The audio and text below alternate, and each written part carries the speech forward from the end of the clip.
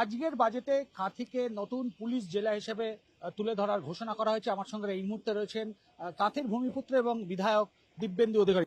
দিব্যেন্দু, সেটা হচ্ছে কাঁথি নতুন পুলিশ জেলা হিসেবে গড়ে তোলা হবে, কিভাবে দেখছেন?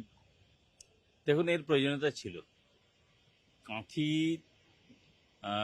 বর্ডারিং এরিয়া হচ্ছে ওড়িশা, ঝাড়খণ্ড, বিহার, সমস্ত এলাকায় কভার করছে।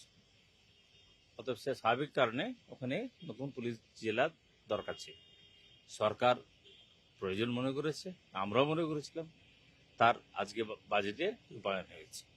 নতুন জেলা হিসেবে যে বেশ কিছু নাম ঘোষণা করেছে, পাশাপাশি নতুন পুরসভাও বেশ কিছু প্রস্তাব আনা হয়েছে, তার মধ্যে কোলাঘাট রয়েছে।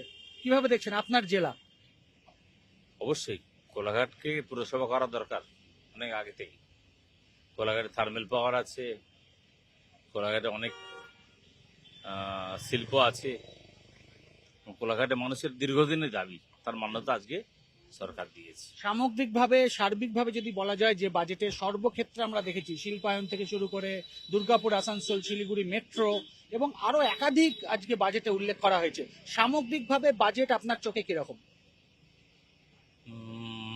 যে রসগোল্লা হাঁড়ি মোদিজির কাছে মাননীয় মুখ্যমন্ত্রী দিয়েছিলেন, এই রসগোল্লাকে আজকে পূর্ণ রসগোল্লা হিসেবে গ্রহণ করা হয়েছে। মিষ্টি বাংলার রসগোল্লা, এটাকে অন্য কোনোভাবে ব্যাখ্যা করবেন না, বিকৃতভাবে। এটা একেবারে সুন্দর মধুময় বাজেট হয়েছে। একেবারেই যে বাজেট হয়েছে একেবারে মধুময় বাজেট হয়েছে, এবং আগামী দিনে নতুন সরকারের হাত ধরে রাজ্যে একাধিক উন্নয়ন হবে, বিভিন্ন জেলার পরিকাঠামোগত উন্নয়ন হবে। পাশাপাশি এক কথায় আজকের বাজেট নিয়ে খুশি দিব্যেন্দু অধিকারী। ক্যামেরায় কুণাল চৌধুরীর সঙ্গে ভেঙ্কটেশ্বর লাহিড়ী, নিউজ 18 বাংলা, কলকাতা।